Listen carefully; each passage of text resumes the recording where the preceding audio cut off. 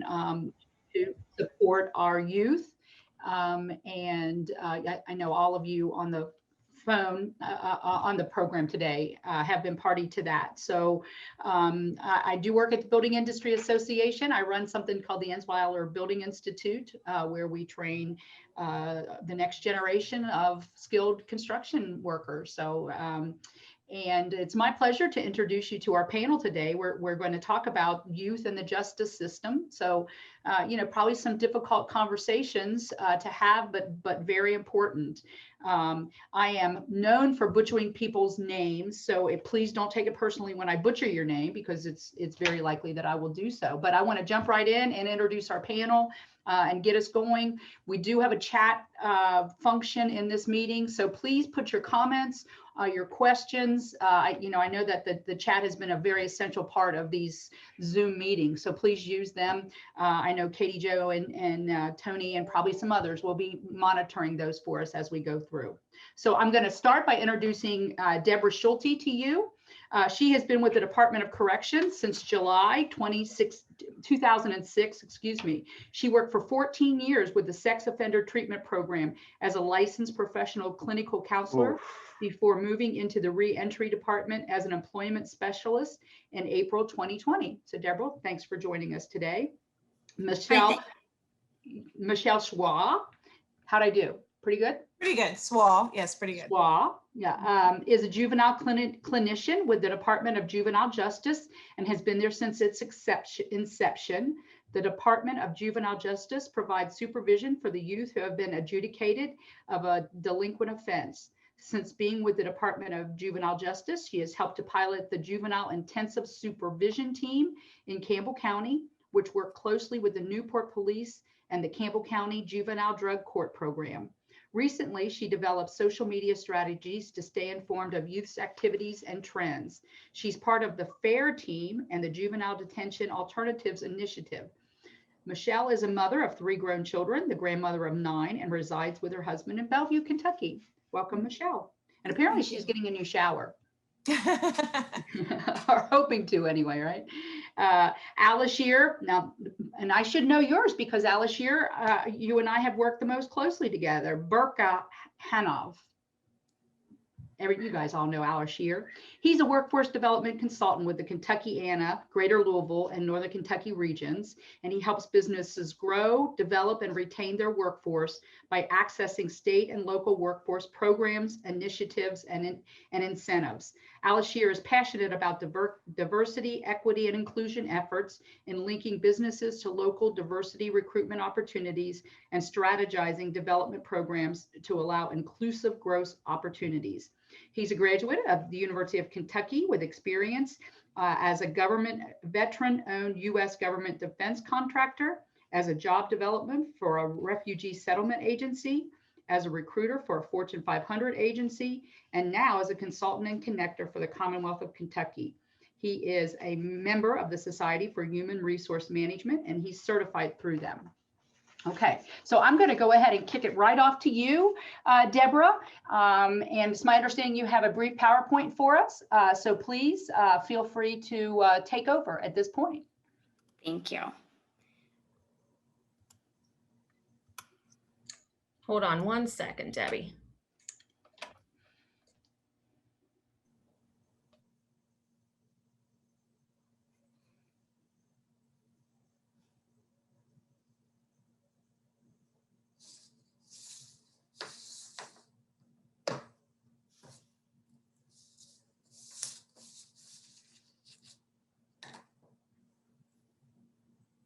Thank you.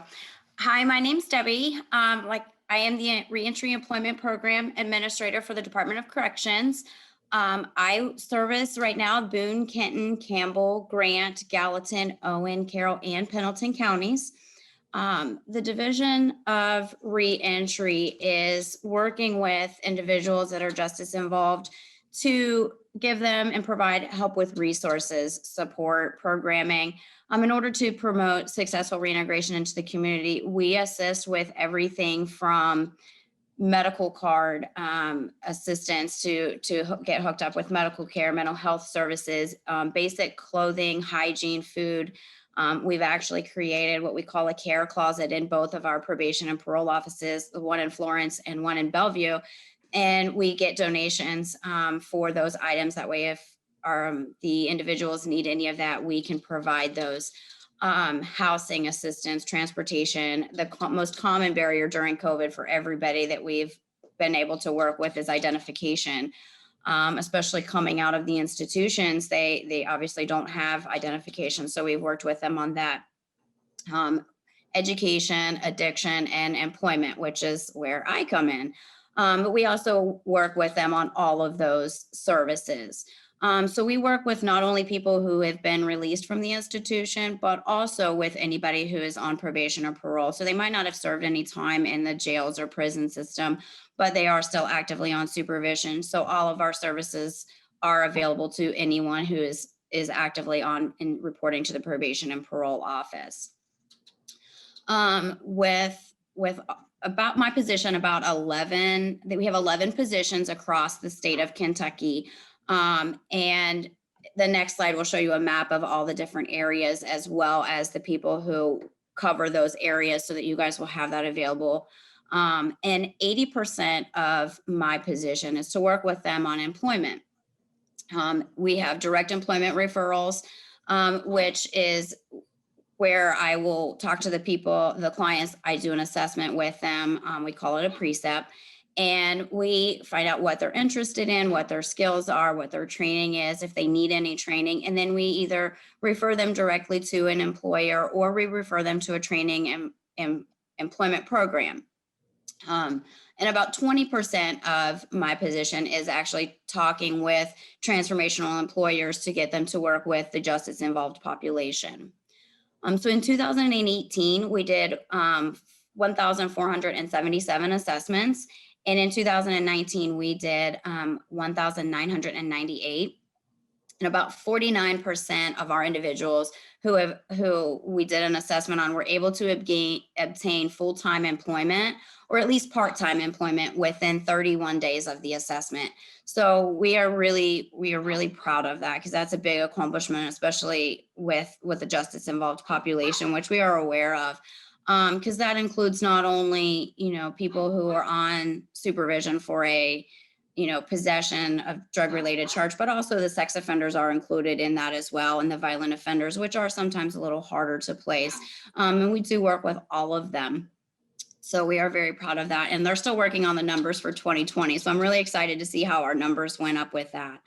And then the next slide is, again, the area of all of our different areas that the 11 were called REPAs, the employment program specialists, that we cover in that area. So if you have anybody in that area that you need reaching out to, feel free to reach out to all of us, and that way. And I can send these slides to you guys, the map to you guys, if you would like that. Just shoot me an email in the chat, and I will send the map to everybody so they have that available to them.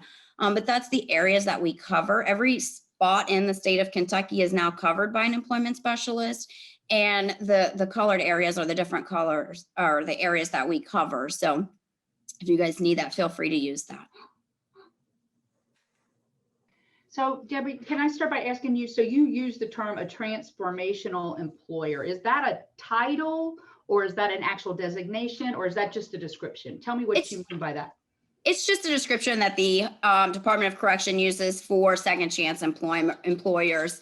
People who are, we call it transformational employment, second chance employment. We use the terms interchangeably for that. Yeah. So it's anyone who we talk to that is willing to work with the justice involved population. We call them a transformational employer. Okay. Thank you. I didn't know. You're welcome. Mm-hmm. So what have you found? Have you found a large percentage of the individuals you work with, are they interested in developing new skills and sort of that reentry process? Absolutely. We do refer a lot to Gateway Community College as well. If they're interested in any kind of education, I've referred quite a few over to the construction certification program.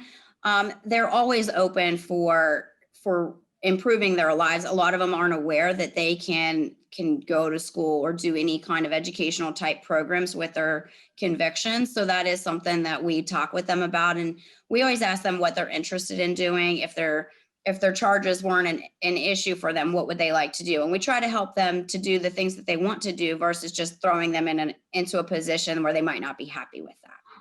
Yes. Well, you mentioned that sex offenders are a little bit harder to place, and I certainly find that in my arena. Can you talk more about that and sort of what the conversations are with employers about that?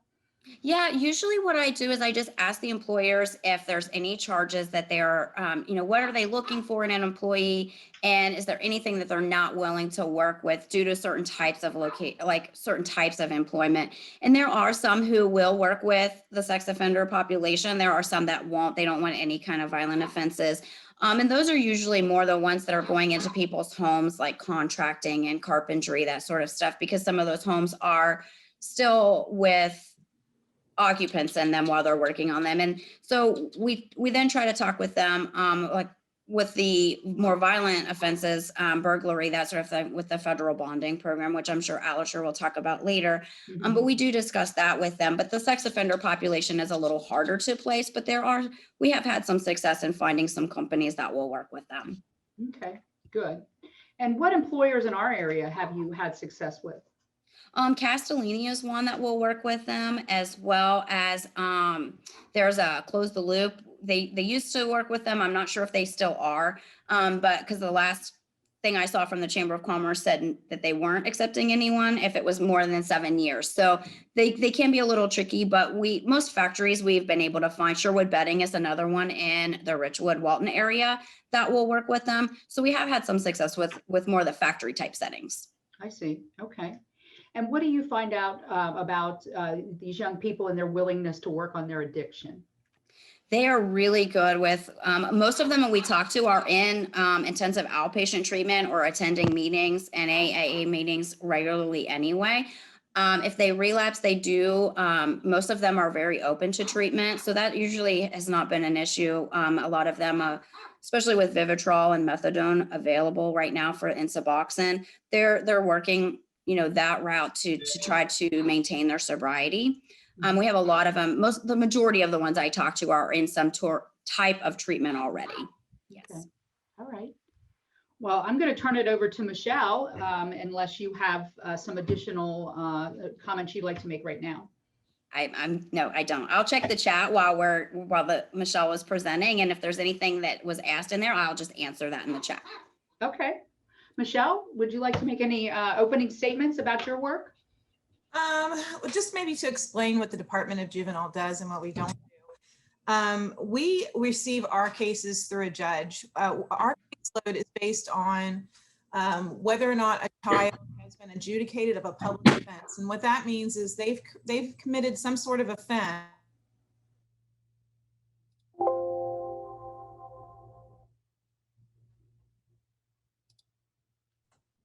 Michelle, we've lost you. I got muted. Am I back? You are back, but we only heard maybe a couple sentences. So kind of, just kind of back up there. I don't know what that was all about. Okay.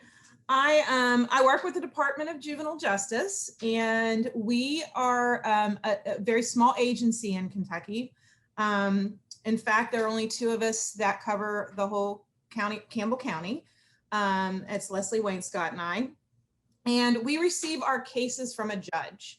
Unlike the cabinet, who receives cases because people may call in and say a child has run away from home or a child's not behaving at school, we only get children who've been found guilty of a criminal offense. And we use different language, but just for the purposes of this meeting, that's what it means. They've committed an offense that even adult, if they committed it, would be against the law. So things such as theft related, drug related, sex offense charges, those are the cases that we have. So our cases are smaller and a little bit more specialized. There was a change in the law in 2015 that even narrowed it down even more. So our caseload is mostly felonies and sex offenders.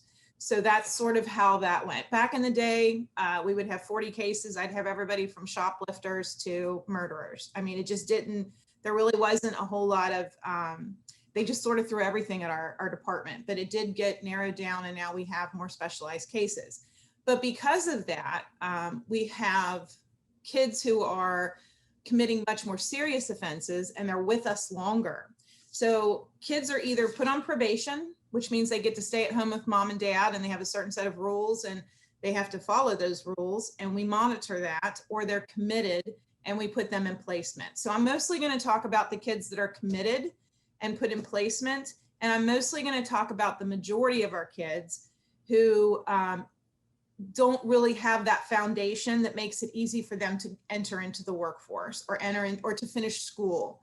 So we do have those kids who we meet who have supportive parents who've done everything they can, and the child just in a moment of teenage stupidity. I don't know any other better word to put it. If we look back in our life and think, boy, that was dumb that I called that girl a name in the 10th grade, and we still think about it. Imagine, it's the same thought process, which is a lack of thought process that these kids go through when they're jumping in a stolen car or they're throwing rocks in windows or whatever. These kids really don't have that developed thinking yet. They don't see really past, and that's a whole other discussion we could get into, but these are still children.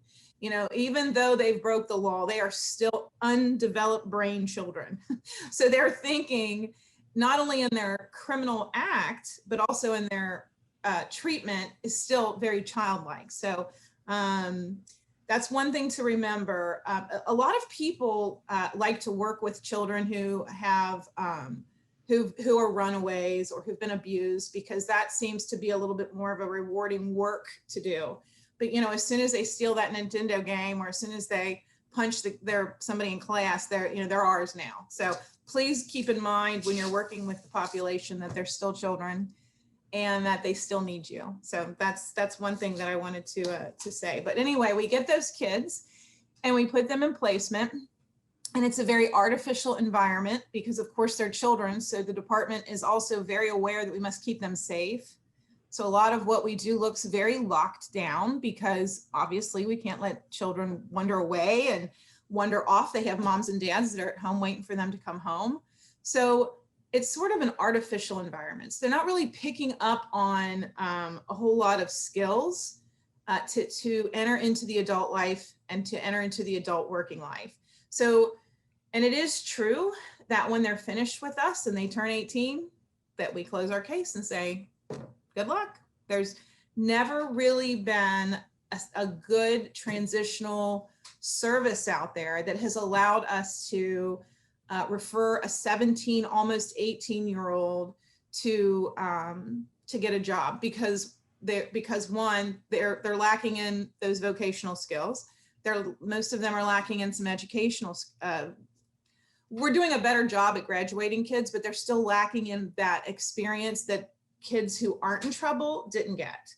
So again, the majority of kids I work with are kids who didn't do the science fair, who weren't reciting, the Constitution in front of their class, all of those things outside of their comfort zone that helps them to socialize with people in the school and in the workplace. They're missing all of that. So when you're talking to a juvenile delinquent and they're all over the place and they're talking to you and they're slang and they're talking, that might be their only social skills that they have in that moment. So we're really excited about working with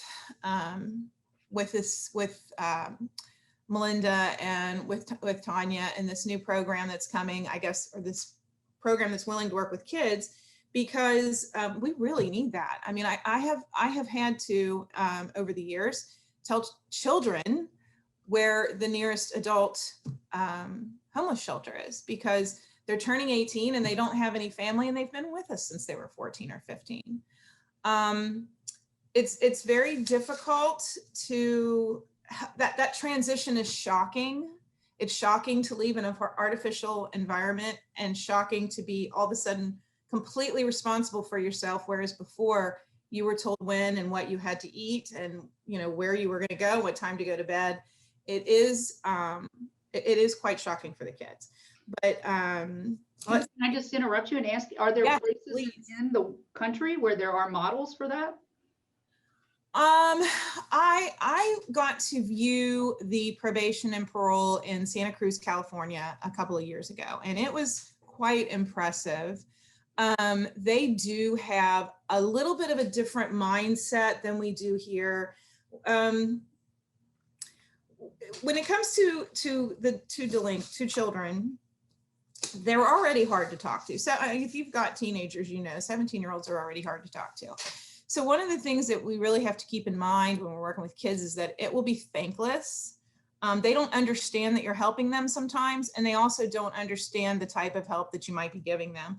I try to tell people that it's sort of like planting seeds when you work with these kids, that you may never see the fruit of your labor with kids. You may never see that this kid went on to get a job, and they may not even remember what you I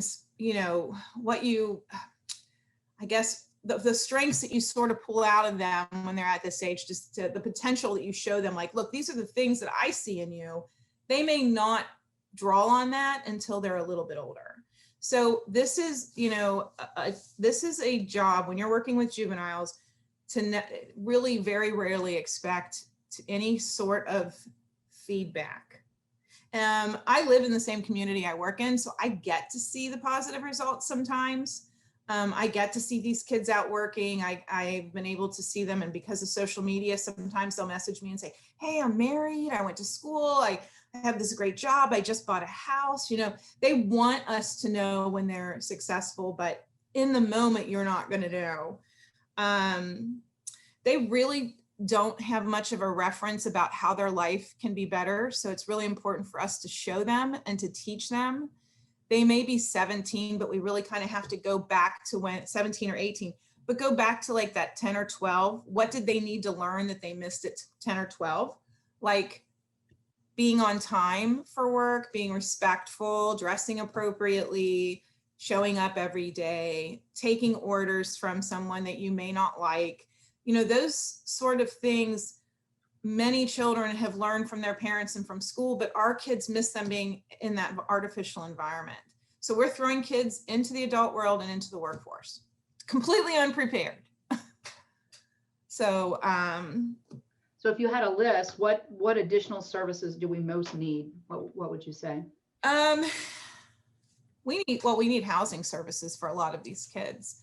They're lucky if they have friends that they can move in with, if their family is not appropriate.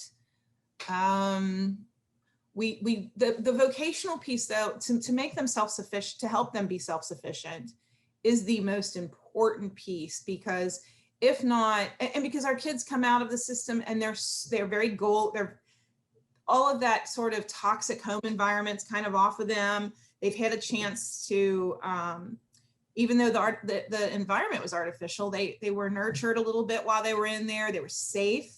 Mm-hmm. They were getting educational services, and they just need to have that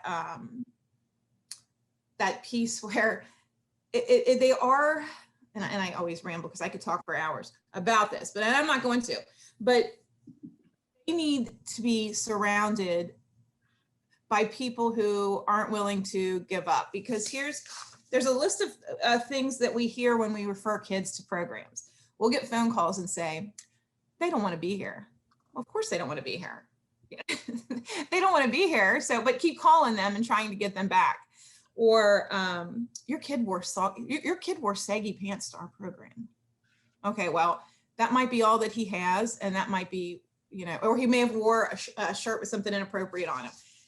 Coaching them to, and what I saw in California was just a real team approach where they came around the entire family and walked them through every step. Sometimes we do have to hold their hand until they're set free on their own. And that does take some time to just be able to, they would pick up kids and parents and take them to therapy appointments. That's unheard of in the juvenile justice system in Kentucky. But if a mom or a kid could not get to a therapy appointment, they had people that would go get them and take them and wait for them in the car in the parking lot and bring them back. If the family couldn't get to the probation office, they went to their home. And we do home visits, but because our policy says so, not necessarily out of a matter of convenience, but we we really need to start meeting them where they're at.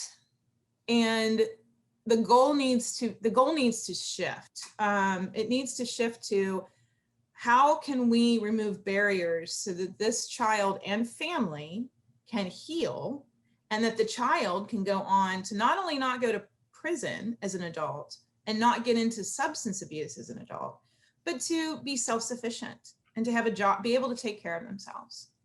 So, you know, it's hard work. Our population is very hard work. We're probably the hardest, we probably have the hardest population of kids that need services. Yeah. Well, thank you for doing the work. You must be exhausted a lot of the time. So thank you for Sometimes. thank you for doing the work. Just so, do we have more of them than we used to, or the population's kind of steady, or what's been going on? Are we getting better or worse? I think we're getting a little bit better. So the cabinet now has most of those kids that we would have that we shouldn't have had, those kids with the low level offenses. But what I have seen an increase in is charges that include a weapon. So we are having kids who are a little less afraid of carrying a gun than they used to be. And as far as their legal histories, when they turn 18, not only do we set them that they seem to, you know, we just say good luck to you. They're completely, their slate is clean. Their sex offense cannot be looked up, and I won't get into if they're tried as a youthful offender, which means they've been tried as an adult. That's a whole completely different story. But if they remain in the juvenile system with us, they will be, their slate is clean. They can go, when they apply for a job, they don't have to reveal their juvenile delinquent history. It's protected. So that helps them in the workforce as far as when we send them to Job Corps, refer them to, and Job Corps is really all we have. And I'll be honest with you, I can't get kids into Job Corps at all. So that's really all that we have right now that would help with vocational services. Yeesh. Yeah. All right. Well, Vicki, can I jump in? absolutely. Michelle, I know that, and we've talked before, so I know the issues you're facing with getting assistance for the kids. And I just want to tell you that there are quite a few agencies on this call that I'm sure will be reaching out to you. So make sure that you put your email in the chat.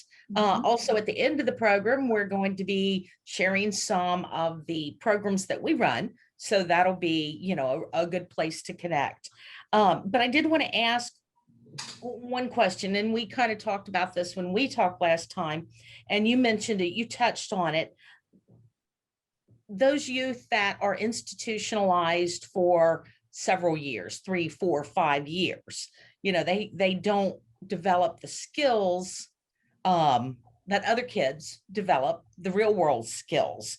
So what do you think is holding them back the most? I mean, you mentioned they wear baggy pants to, an interview or whatever.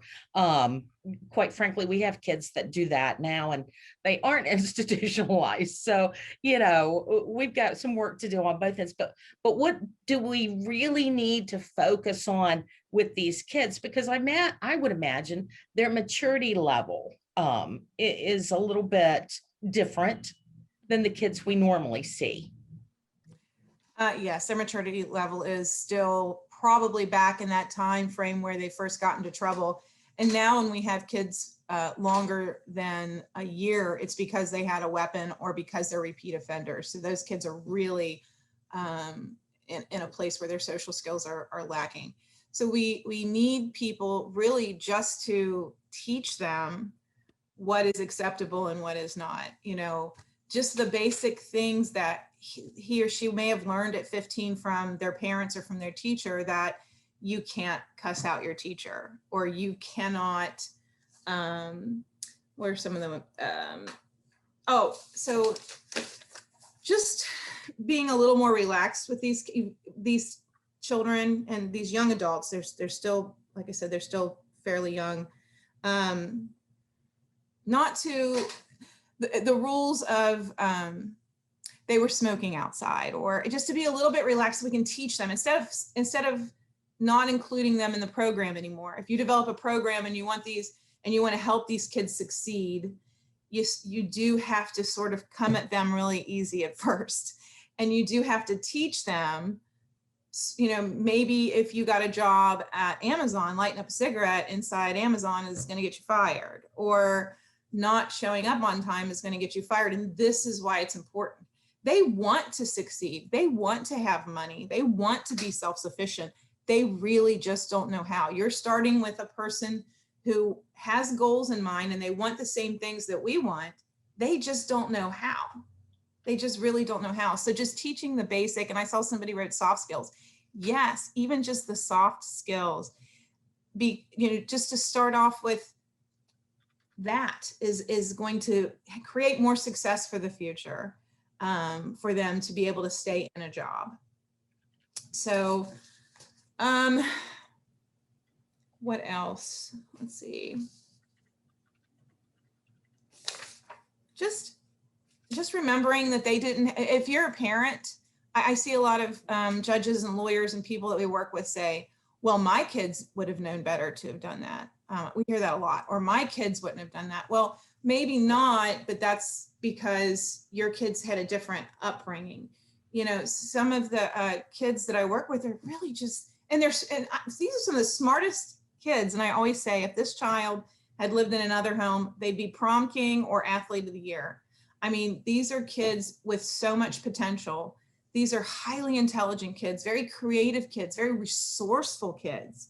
And if that can be drawn from, if those good qualities can be drawn from them and their social skills can be sharpened a little, we're talking about kids that are a huge asset to the workforce, a huge asset to higher education. You know, these are kids, and the ones that do come back, and we see them again come back, they are the best at working with people. They are the best in the addiction field. Who better in the addiction field than the person with 5 years clean time, recovery? Who best but these kids? So to pull out that potential and to teach them those soft skills would really be so helpful. Thank you, Michelle. That was a hopeful note to end on. And so Alishir, you work with trying to get them into the workforce. So can you tell us a little bit more about your work and specifically the federal bonding program? Yes, Vicky, I will do that. And I have a presentation, so I'll pull that up. And I'm going to cover work opportunity tax credit and federal bonding. And these are tools for you all to use in working with employers and working with the individuals that are your clients to get them equipped with our government resources and make that hire just more easier and attainable for the individuals with those employment barriers. So let me share my screen. And those of you all that have heard my presentation before, that we have a recent change. So I hope you all can catch it, because this is pretty exciting from our end. And I hope me sharing it will encourage you all to utilize these programs. And before I jump in, I want to introduce myself. My name is Alishir Barakanov. Vicky, you did a close job, but sometimes I say my name is Alishir Burikhanov, and that really get people nervous because they're like, I don't know what you're saying.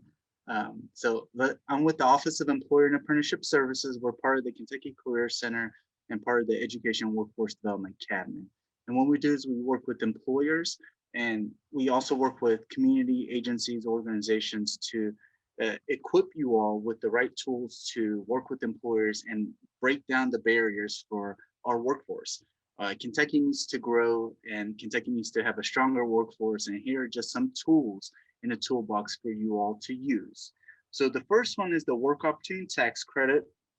I've cut down my slideshow just a little bit, so I'll kind of go through it fast. And if you all have some questions at the end, please let me know. But in essence, the work opportunity tax credit, we refer to it as WOTC, WOTC, is a federal program. It's a partnership between U.S. Department of Labor and the IRS. And the program is administered by states. And within our office, we have the tax unit team that administers the work opportunity tax credit. The way it works is it provides tax credits to the employer that hires individuals with some sort of public assistance. And the public assistance examples are individuals that have been unemployed, individuals that have received food stamps, individuals that have received TANF, individuals that have been ex-felons, and individuals that are maybe even have been referred from vocational rehab. And with them, when the employer hires that individual, they fill out 2 pieces of documents that I'll show later, and they submit it over to us. And our team will either verify it or deny that certification. And upon verification, that employer receives from $1,200 to $9,600 back in tax credits. Now, no, we're talking about youth. The work opportunity tax credit really starts at 18. So if we're going to be liberal with our definition of youth, 16 to 24, then the youth would qualify for the work opportunity tax credit. And it's really a simple way for a company to passively save money. During the introduction, Vicky mentioned that I used to work as a recruiter, and our company, we use the work opportunity tax credit, and annually we saved over $100,000 a year. And that's not exaggerating. There were months that we'd go where we actually would have been in the red, would have not been for the work opportunity tax credit. And so as I talk to HR managers and companies, I say, this is money left on the table that you can use to put back into higher wages, more development, and much more that could be used with these savings. How do you apply as an employer? Well, there are 2 forms that need to be completed. There's the IRS form and the ETA form, which is the DOL form. And these 2 forms either get sent to us by mail or get uploaded and inputted online through the Work Opportunity Tax Credit portal. Now, no, these 2 forms need to be done within the first 28 days of hire. So it cannot be done on a workforce that's already been employed. Interestingly enough, this program is underutilized in Kentucky. Only 30% of companies actually use it. So, and the reason is just unawareness. People are just not familiar with it. There's transition in HR departments, small businesses think it's government paperwork, but it's literally yes or no questions on these 2 forms. And these are hyperlinks. So I hope whenever, after the presentation, the slide deck gets sent out, you could even look at these forms. What's new to everyone that's heard me speak is that we now have an approval for a conditional certification for work opportunity tax credit. And what that means is you as an agency, as an organization working with people that have employment barriers, you all can complete with them a yes or no questionnaire, submit it over to us, and our team will say, yes, this person is conditionally certified. So that person goes to an employer, says, listen, my name is Alice Shear, and I had a felony within the last year. If you hire me, you also will get $2,400 in tax credits to you as a business. And then that employer uses that conditional certification, completes these 2 forms along the side of the employee, sends it to us, and there's the tax credit to the employer. So that is the new piece to our system, is that conditional certification, which kind of puts you all working with employees and job seekers available to help them gain that certification. Now, no, employer should never hire someone because of a tax credit, but that is an added bonus to bringing someone on, especially as the stigma needs to be changed. And I hear HR managers say, I'd like to hire ex-felons, but you know, our company policy doesn't allow that, or our leadership doesn't allow that. Well, this is the selling points that they can provide to make the argument, especially with the talent crunch that's happening now. You can't be very selective with individuals that you bring on. And this is just an argument to go ahead and do that. Other ways to save money. So the federal bonding program. The federal bonding program protects employers against various sort of theft. So you have theft, forgery, larceny, and embezzlement. These are all forms of theft, stealing, anything that will end up with the employer losing product, money, or assets from someone stealing their information, equipment, money, product. And the way it works is a bond protects the employer if an individual happens to steal. So the bond is issued on the person from $5,000 to $25,000. And then should the employee act on the dishonest behavior, that employer can recoup that money. And I'll get into more detail on that. Who's eligible for federal bonding? Pretty much anyone. It can be, there is no age restriction to this. So that's why if you are working with youth as young as, I guess, 14 that can go to work, or, probably more common 16 and 17-year-olds, they are eligible for a federal bonding program if it's going to help them get hired. Our number one on the list here is ex-offenders, because it makes more sense. Employers have the most kind of hesitance when bringing someone on with a felony. But then there's other stigmas out there: substance use disorders, public assistance recipients, poor credit, dishonorably discharged, individuals with unstable work history. And really, the last point is anyone who needs that extra assistance to get hired and the federal bond makes sense, we can issue it. Who's not eligible? Well, what is not covered? Remember I said it's with theft and stealing. So what is not covered is poor workmanship. If I'm just not a good, I don't pay attention, I'm not detail focused, and I end up dropping my laptop and breaking it, that wouldn't be covered. But if I walk away with my laptop, then that would be covered. So pretty much any act of stealing is covered. Everything else is not covered by the federal bond. How does it work? It's very simple. There's actually no paperwork involved. All you have to do is contact myself, contact the local career center, and request a bond to be issued for an individual. We do need the employer to say, yes, I want that bond to be issued. And then the bond is issued. I just need a couple of details on the individual as far as whether they're the last four of their social, some other demographic notes, and be able to issue the bond.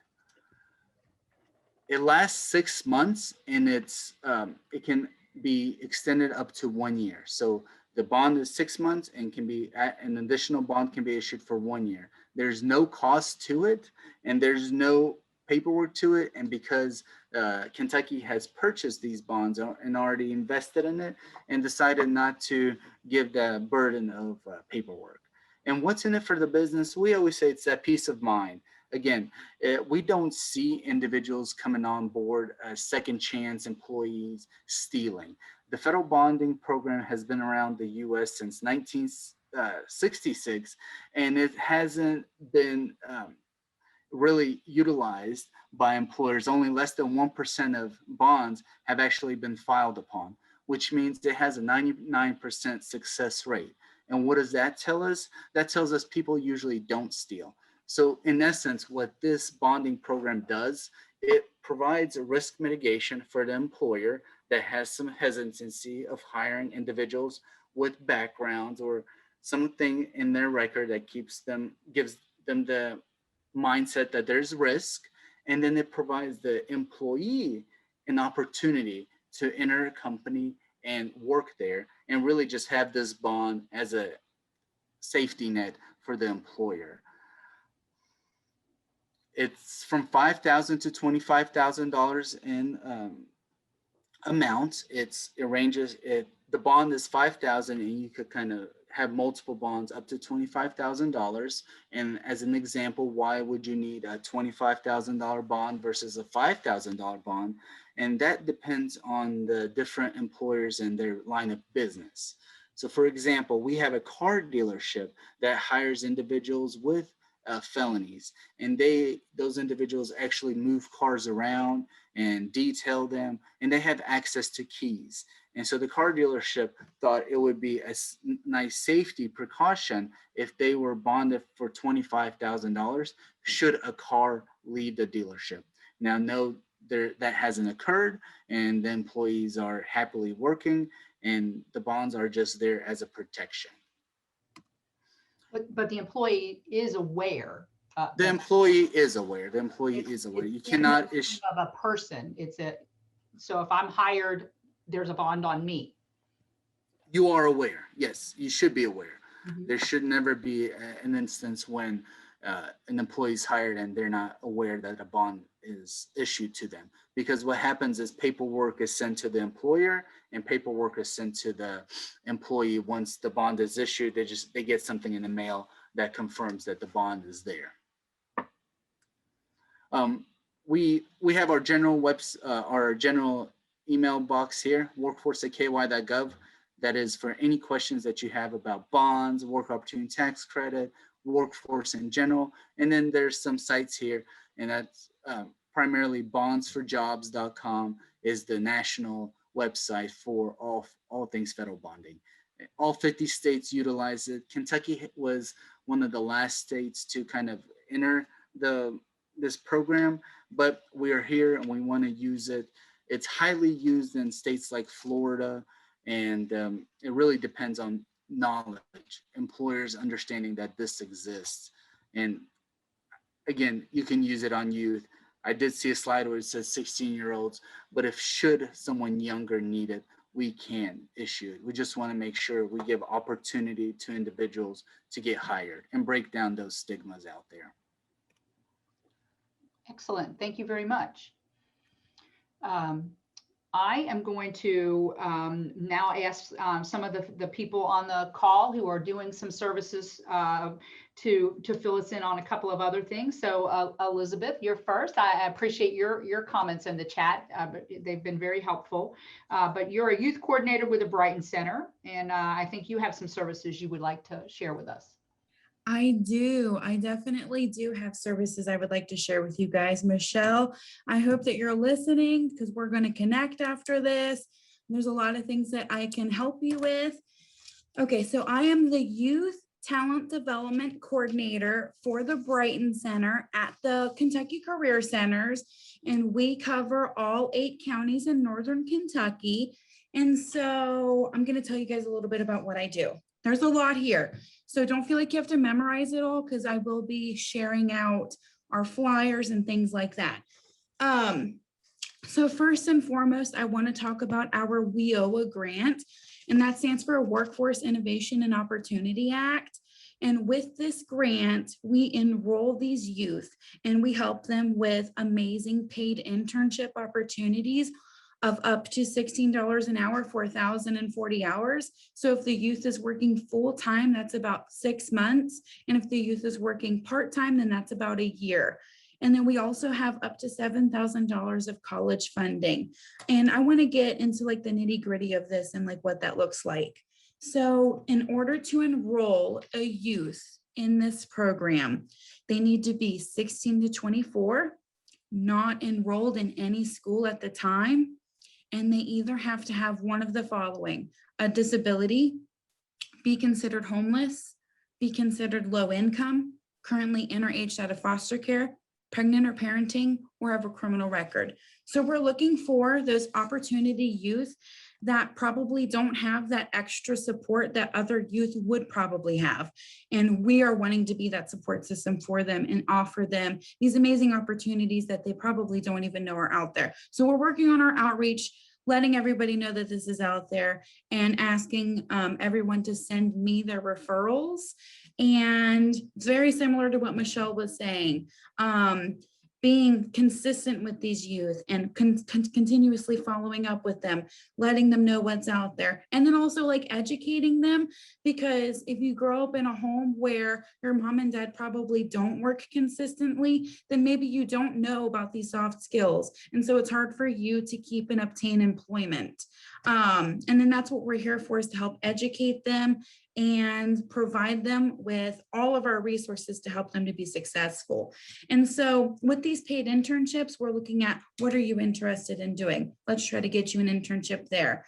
we partner with amazing local employers that are wanting our paid interns. And we have some right now that are in like the HR field, some that are with the city of Covington, like outside all day, doing things like that. So we have a lot of amazing opportunities, and it's all based on what does this youth want.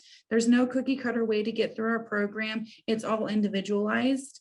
And so we mainly try to help our youth with the college funding portion in our 5 in-demand sectors. So advanced manufacturing, construction and trades, healthcare, IT, business, finance, transportation, distribution, and logistics, because we have the LMI information that shows if you get a certification or a degree in one of those fields, it's very easy to obtain employment after that. And we speak with the youth about these opportunities that they might not know about for obtaining certifications or degrees. Like Gateway has their CDL. You can get that in 4 weeks. We have an amazing 10-week program to get your welder helper certification. We have that great cohort going on starting June the 1st. And we're also partnering with Gateway to get that cohort again in August, where they're going to be in 10 weeks getting their welder helper certification. Then right afterwards, they're going to be getting a paid internship opportunity with the hopes that they're going to get hired on full time after that. So just like a lot's going on, I'm saying a lot of things right now, but also I want to say, when working with the Brighton Center, we definitely believe in Maslow's hierarchy. So when we're first speaking with these youth, yeah, we want to help you gain employment, but if you're homeless, let's try to help you find a home. If you're hungry and you don't know where you're going to get your food, please let me connect you with our food pantry. If you don't have any clothes for the interview, we have clothes. If you need help with transportation, we have all sorts of other connections to help you with that.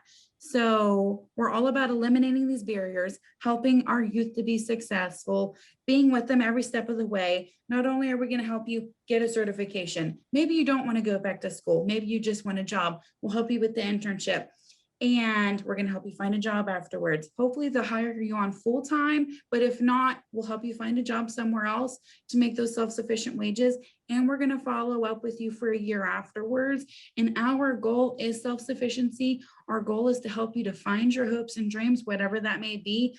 And our goal is to help educate you through this process in how to be successful. So we have the Kentucky Essential Skills Certification that helps with the soft skills. If they're not used to, critically thinking, being professional, knowing to show up to work on time, knowing that if you're sick, you don't just not come, you need to let somebody know so that you don't get fired. All sorts of things that we help them with in those regards. And I wrote a lot of stuff down too, and I'm trying not to ramble or talk too fast. So I'm really sorry. I'm just excited and I want to get all of this in. I also wanted to talk about the Kentucky Bar Fund grant that we also hold, and that helps 16 to 24-year-olds. We can help them obtain their driver's license, their birth certificate, do a credit check and a background check. And that's covered through our grant. We can help pay for that. So if they're having an issue getting those documents, we can help with that. We also do an initial background check, and then we can help with expungement. So Michelle, I really hope you have your listening ears on. I can't wait to connect with you afterwards about all of this. Very exciting stuff. Just whatever we can do to help you be successful. I also did some statistics, and I was looking at the Census Bureau. And so youth that are not in school and not working 16 to 24 in Kenton County, there's 2,285, Boone County, 1,435, Grant County, 520, Pendleton, 300, Owen County, 230, Gallatin, 245, Carroll, 215. So in all 8 of Northern Kentucky, that's 6,550 youth that are 16 to 24, not in school and not working. I really want to get that number down and just let these youth know about us and our opportunities. And we're definitely willing to meet you wherever it is that you're at, and then really help mold you and guide you through this process, because it can be super duper scary. interviewing and trying to find a job and not having the connections and needing help with these extra resources. So the Brighton Center has 41 other programs, and we're all about doing wraparound services, not just around the youth, but also around the family as well. Because we understand that it's, not just the youth that we're helping, but if they have family that need that assistance, then we're here for that too. So yeah, I think I might have talked a little too fast. I don't know if I'm supposed to use up too much time, but does anybody have any questions? I do. So is this internship, is this new, the paid internship? Yeah. So we've had a paid internship for a long time, but it was just $13.25, and we just upped it to $16 an hour. And when I say up to $16 an hour, we understand that some employers, when they first have their entry level positions, sometimes they're only like at $14 an hour. And we don't want to like pay our interns $16 an hour going in there and then make their staff upset, with that wage difference. So we can make it to where the youth only make 14, but we're really looking for those employers that are like, hey, that's fine, 16's great. And definitely looking at just those opportunities to help them grow. But to answer your question, we've had the paid internship. It's just now $16 an hour, which sounds so much more exciting than 13, to be honest. It sure does. Okay. Yeah. I have a question too. Obviously, I would like to meet with you, definitely meet with you. The question that I had is, you said that in order to be eligible, they had to be 16 or older and not enrolled at any school. And I see a barrier there only because with the education law, the child's not allowed to leave school at 16. So I would much rather send the child to you than send them to detention for not going to school. But we are sort of in a position where we have to make them follow that law and enroll in school. So are you considered an educational piece? I mean, would that be considered school if we referred them to you? So if you refer them to us, we also have the HAIL grant, and my coworker Anita works with that. And she does work with youth that are in school, 16 to 24. And she helps them with career exploration and planning, looking at other educational opportunities, whether that's, assisting them in finishing their high school, and then she can refer them to me to help with the college part. She also looks at other internship opportunities. She helps them with job search, connecting them with job fairs, and then all the things that we do except for that paid internship opportunity. So we can only do that for, our customers that are 16 to 24, not currently enrolled in school. But she does have other opportunities for if you are in school. So any 16 to 24-year-old looking to better their life, send them my way, because we do have those other grants and opportunities as well. Okay, thank you. You're welcome. And Vicki, I'd like to interrupt just a second because I want to connect some dots here. Because we previously talked to the justice system people. And of course, there's so many on here that attends every quarter when we have these meetings. So I just want to let everyone know that Elizabeth's program, which is through the Brighton Center, that is a WIOA program. Again, Brighton Center contracts for that WIOA piece. Brighton Center, of course, is a separate entity. The WIOA piece, which is the Workforce Innovation and Opportunity Act, those services are run through the Kentucky Career Center, which I'm sure I mentioned when we talked to the justice people. So I just wanted you kind of to make that connection. The WIOA money, it comes from the federal government through the state to the workforce investment boards who contracted out, in this case, our subcontractors, Brighton Center. So there's the connection between us, Brighton Center. We also do multiple grants, which I won't go into them because, that's not really the purpose of the day. But Rosemarie is going to talk next. And we have a grant called Lift Up, and I'm going to let her give you the details, but that's also connected. So I think you're going to, see a lot of services here today. So Vicki, sorry, didn't mean to interrupt. I just wanted to put that together for those who don't attend. Good stuff. Rosemarie, please do take over from here. So Rosemarie is the Job Placement and Employer Relations Coordinator at the Life Learning Center.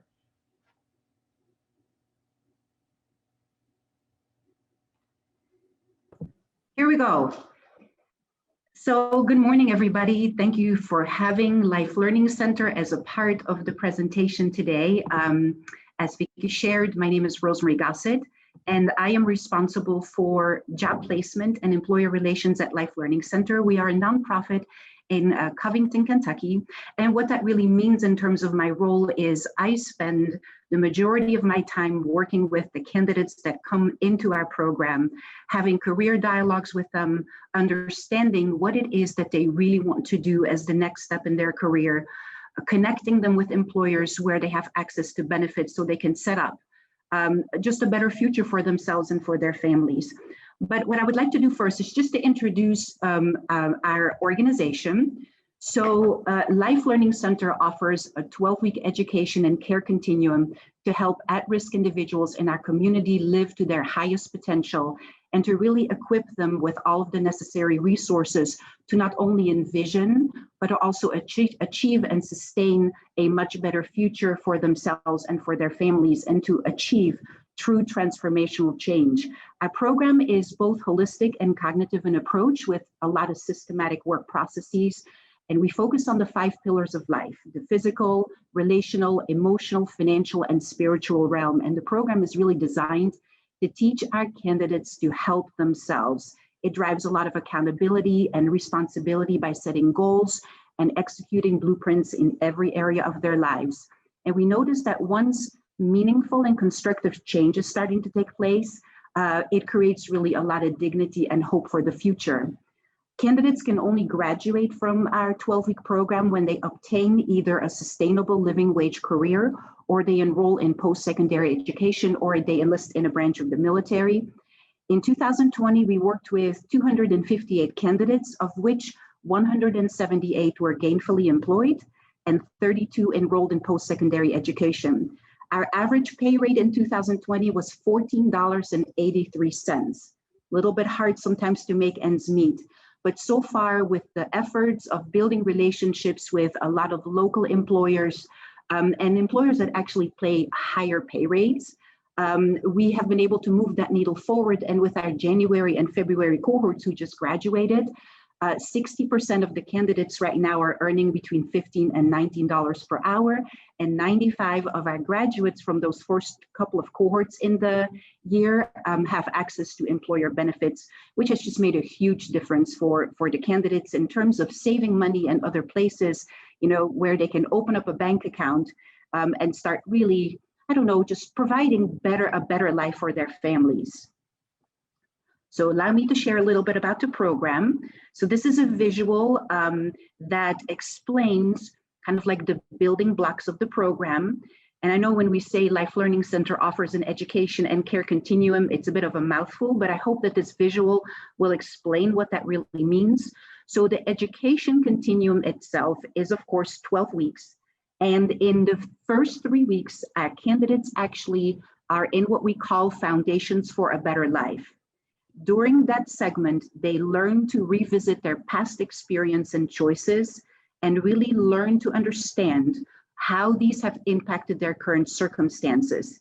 And they also start thinking about the question, you know, what do I envision my life to be? This includes my core values, because we all know that a life of significance is always attached to understanding your core values and your purpose, creating a beautiful vision board. And our volunteer faculty are all usually business individuals from our community that teach through a very carefully crafted curriculum where our individuals set specific SMART goals and they create blueprints that they execute, you know, in their lives. The next 3 weeks of the program is focused on working for a better life. This is where I have a lot of responsibility myself. And this particular program is dedicated to job readiness. Our candidates learn a lot about their work styles and preferences. You know, we do a number of assessments so they know, what do I really like to do? Do I like to work with my hands? You know, do I prefer to think? And through these assessments, they are presented with different job opportunities and position descriptions that we explore together with them. We also build a resume from scratch. It is a guided exercise, and that can sometimes be stressful because it's actually a deliverable for them, for the first time in the program. And then we practice interviewing, and we typically bring on every other month anywhere from 15 to 20 employers from the local community on site where the individuals can practice their interviewing skills, but it's also an opportunity for our employers to grab individuals who they think may be a good match for their openings. This is usually the time when I start working with the candidates, when they're done with working for a better life, where we have that dialogue, understand, kind of like what their preferences are. We start putting a job search plan together, and then I start connecting them with employer partners in the community. We work right now with close to 200 of them locally here. The last 5 weeks are spent really on the 5 pillars of life. And in those classes, they learn how to build and develop social and emotional intelligence, including, personal skills, how to deal with stress, how to learn how to take initiative, emotional regulation, because many of our individuals come in with felonies in their background and have been stigmatized very heavily and are dealing with a lot of inner negative self-chatter. So they learn how to overcome that by re-employing these negative emotions for something more positive that they can achieve in their lives. Additionally, they also learn how to set healthy boundaries in relationships, learning about a healthy and physical lifestyle, which is so important to, create a better life for yourself. And then they also attend classes on personal finances, where we adopt the principles of Dave Ramsey and spirituality. And then kind of when you take a look at this visual, the care continuum kind of like wraps around our entire education continuum. And that is all about burial removal. Whatever they need, we get for them so that they can really focus on their classes and on their transformational change. And that can range anything from working with on-site partners or partners in the community to a lot of services that we deliver on site. The basic ones are food and clothing, of course.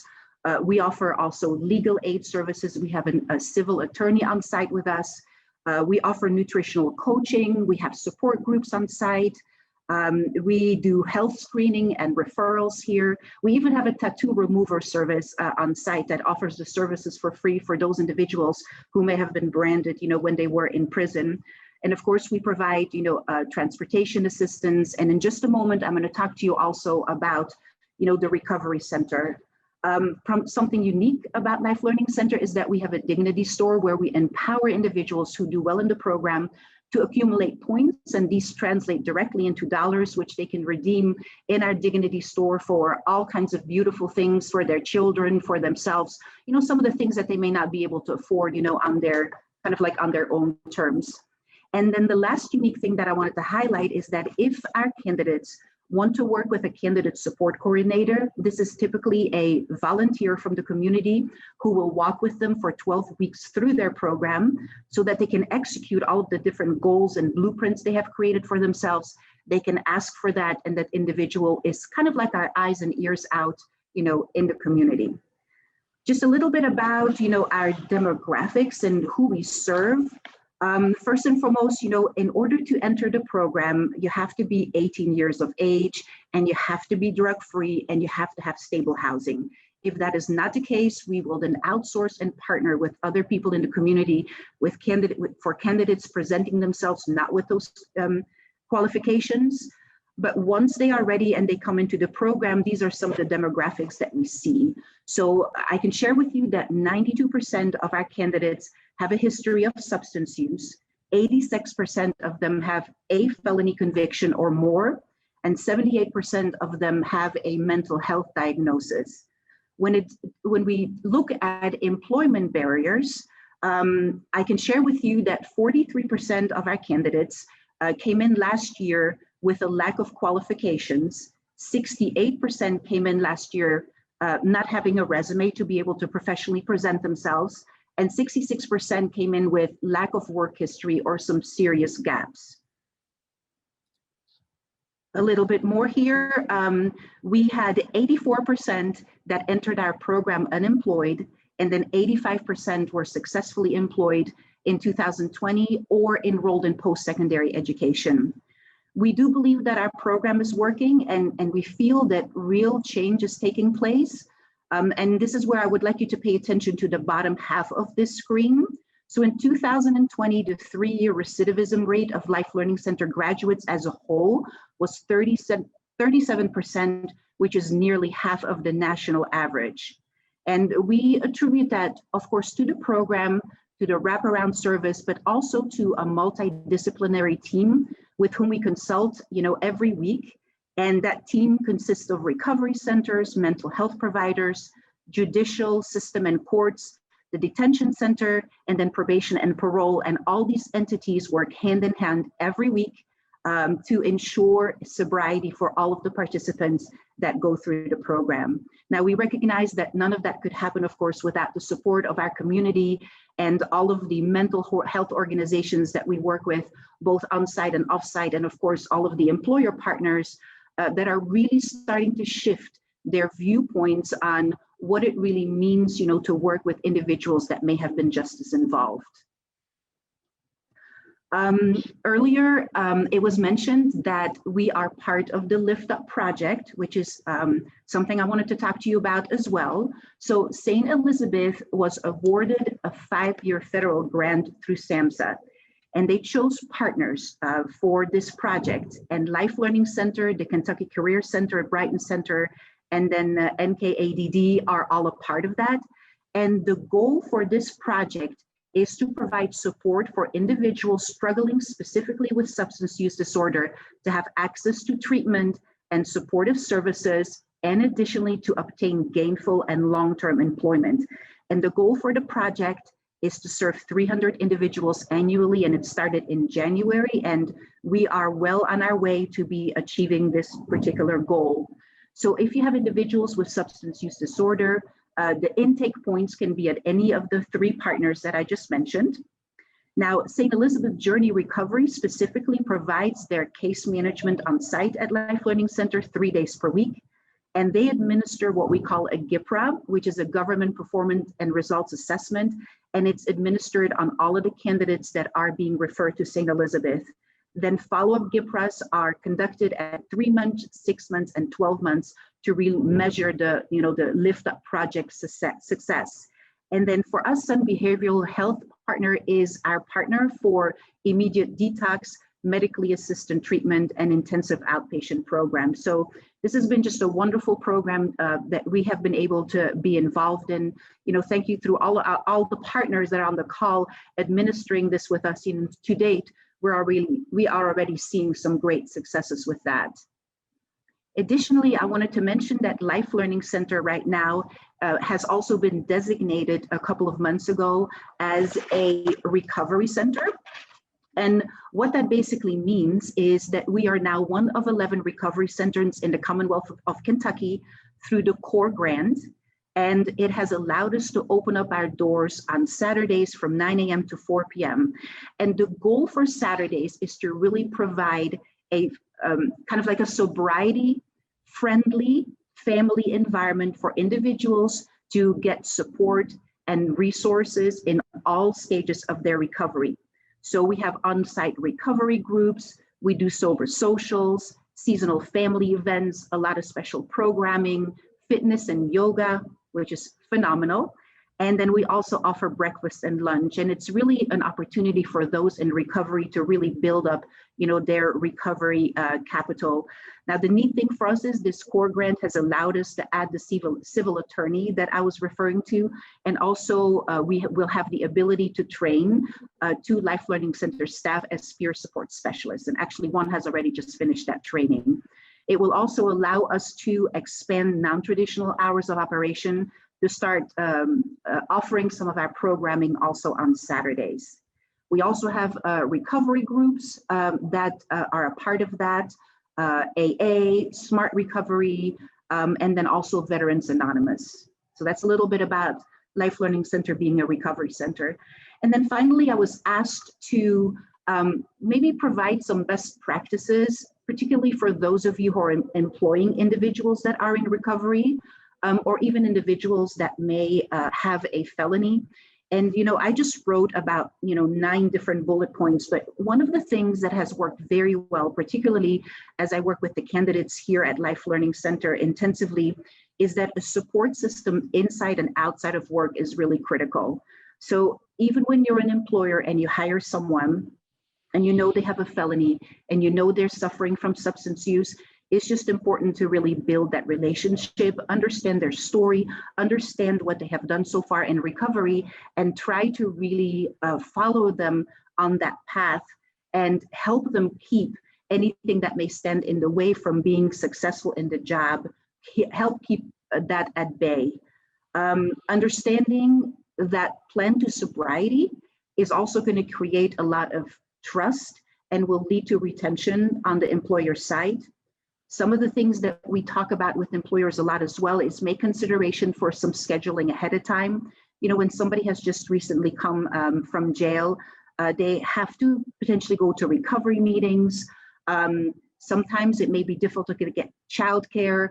Sometimes the bus schedule may not work, in addition to the shifts that you have. So making some considerations for that, would also be advised. Promoting a recovery workplace, from the top down, if you're going to be working with individuals that have incurred a felony, having buy-in from leadership at the top and driving that culture down, to the supervisors and the lead levels is definitely profoundly important. We have learned that individuals that are in recovery or have incurred a felony tend to be very appreciative, loyal, and hard workers, and will do just about anything, for the employer because they will have been given a second chance. And, if you are an employer on the call and you're struggling with building an initial strategy for how to loosen up your background checks, or how to start working with individuals in recovery, perhaps reach out to any of the organizations, on this call that may be able to help you with it. And I kind of just wanted to close my remarks with sharing a story. So last year in May, I worked with an individual, Mike, and Mike came to us with a tremendous amount of challenges, including family members being murdered just in front of his eyes when he was a young kid. And when he came into our program last May, he was very challenging and very combative. Now, after a few weeks in the program, I saw him starting to build relationship with peers who had been in the same situation as him, and he started drawing some strength from that. When he went through week 4 of the program during the Working for a Better Life, I decided to grab him to the side and I said, Mike, I said, you shared with me when you came in that you're ready to look for a job. Are you ready to start having that dialogue? And we did. It took us about a day to really map out all of the possibilities for him because he was just unclear with the stigma of his felonies, and there were multiple, whether anybody would accept him. And we found an employer where he would be a forklift driver, which was one of his dreams, and he wanted to make $15.50 per hour, and he got that job for $16.50. And everything was really going well with Mike. He came back to the center after his classes finished, and that was at the beginning of August. And he came back and he came to see us and utilized all of the resources on site. And then suddenly, right before the Christmas holiday hit, he came to me and he said, Rosemary, my boss is using drugs. And I said to him, I said, Mike, we cannot have that. I said, I do not want you to quit your job. I want you to continue to show up because it's much easier to find a job when you're employed. No matter how hard this is, I want you just to keep working. And he did. We connected him with a local company here in Covington, Kentucky, where he's now working in gutter repair, learning a completely new trade. He started that job in January, was earning $15 as a base pay with the opportunity to earn an additional $5 commissions for finishing a good job. And Mike just came to me a month and a half ago and he said that he was promoted to a lead and now is managing 3 other individuals. And so I just wanted to share that we see these types of success stories here at Life Learning Center, all the time. And we would love to be a resource to people on the call. And I'll put my information in the chat and I would be glad to answer any questions that you may have. But thank you for having me today. Thank you very much. So we've got about a little less than 10 minutes left. So we do have some questions that Tony's going to go through, but she also has a poll. We're going to be popping a poll into the chat. It's just 2 questions. If you'll take that. We're looking for additional topics. You know, we always run out of time on these calls, which is it's a good problem to have because so much is going on, but so many people are so passionate about the work they do. So please take the poll, and Tony, if you want to talk about the questions that you see in the chat. And you're muted. I am muted. Sorry about that. Yes, the poll popped up. So I hope that you saw it and you took it. As Vicki said, any topics, there we go. It's back. Any topics that you'd like to see in the future, again, please put those in the chat and we will be happy to consider those. My first question is, well, actually both of them are for Debbie. So Debbie, hopefully you're still on the line. And Alicia with Life Learning Center wanted to know what the average pay for the youth that are employed through you is. It depends on the agency that we get them hooked up with, but the average that we're able to get with them is about $12 to $14 an hour. There are a few that are a little bit more around the $15 range, but the average is about 12 to 14. Okay, perfect. And the second question is actually from me. If the community wants to donate to your clothes closet, how would they do that? You could if you want to, I can pick it up anywhere and then I can drop it at the offices. My actual office is located in the Florence probation office, and we have the closets, like I said, at the Florence and the Bellevue office.